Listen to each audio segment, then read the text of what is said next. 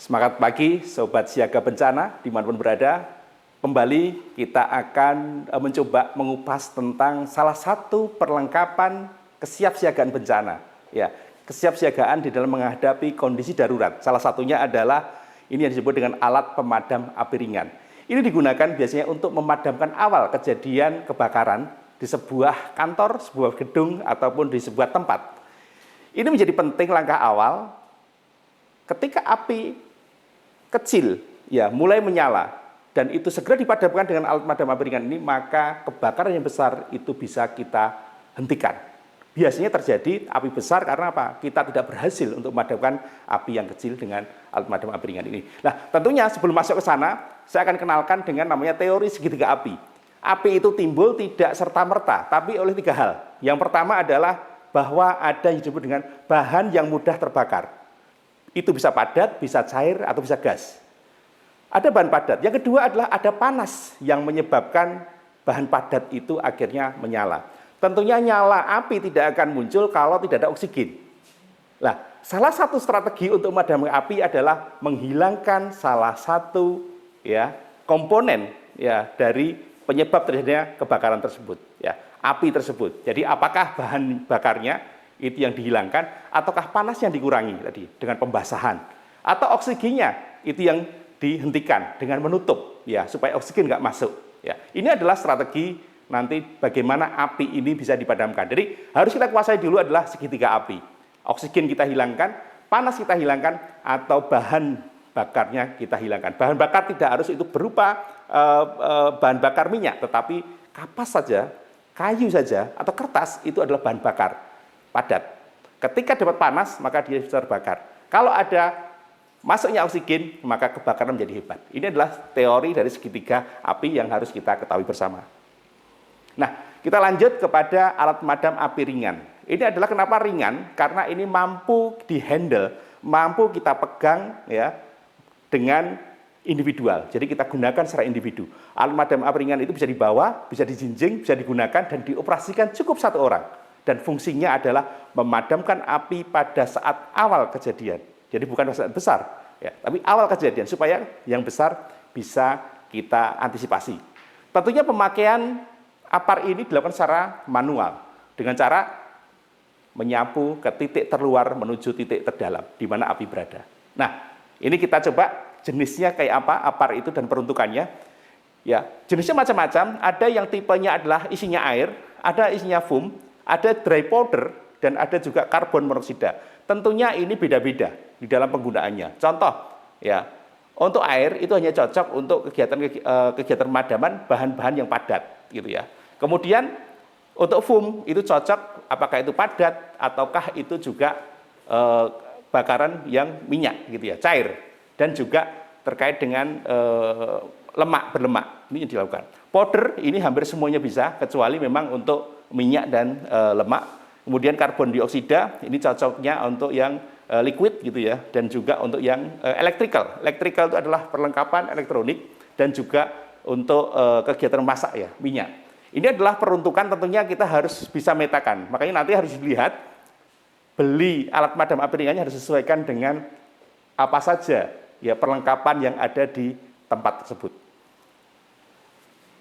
Nah, tentunya kita akan coba praktekkan bagaimana caranya untuk melakukan penggunaan APAR dengan metode yang disebut dengan PAS, pull, tarik, arahkan, tekan, dan sapukan.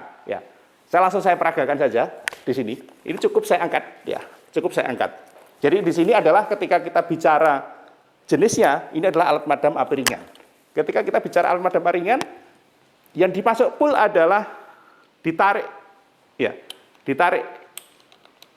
Ini tarik pull, tarik. Kemudian arahkan, yang masuk diarahkan adalah nozzle-nya. Nozzle-nya diarahkan. Nozzle diarahkan, kemudian ditekan, yang ketiga tekan ini adalah sini. Ini tekan, ditekan sehingga nanti akan keluar. Dan nanti sapukan. Jadi dari sisi luar ke sisi dalam. Sisi luar ke sisi dalam. Jadi pegangnya nggak boleh sini, pegangnya harus di sini. Karena kalau di sini nanti bisa kembali ke kita. Jadi posisinya harus ujung di depan. Tadi tarik, pin pengamannya ditarik, kemudian arahkan, baru ditekan. Karena kalau belum diarahkan, langsung nekan, ini bisa nyemprot yang lainnya. Arahkan, kemudian nanti langsung disapukan.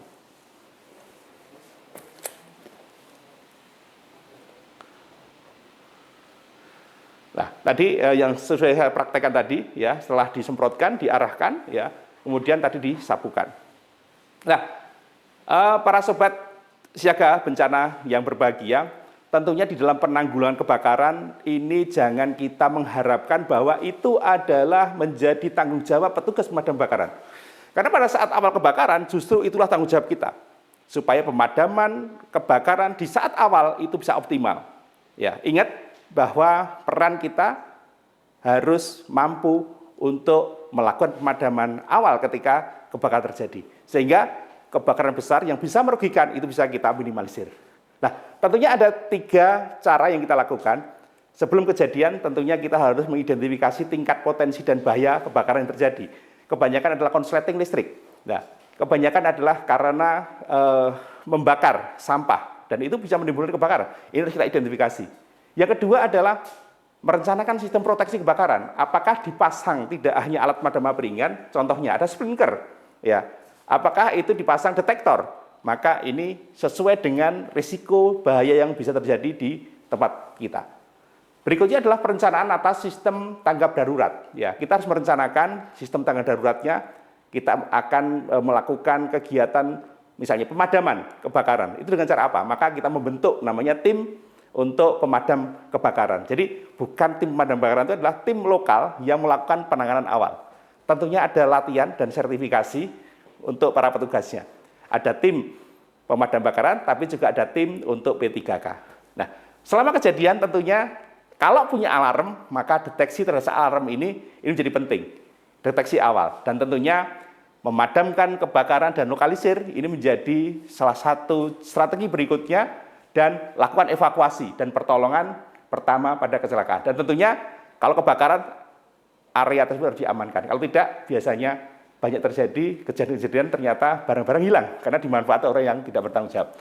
Dan tentunya setelah kejadian kebakaran, maka kita harus melakukan investigasi apa penyebabnya.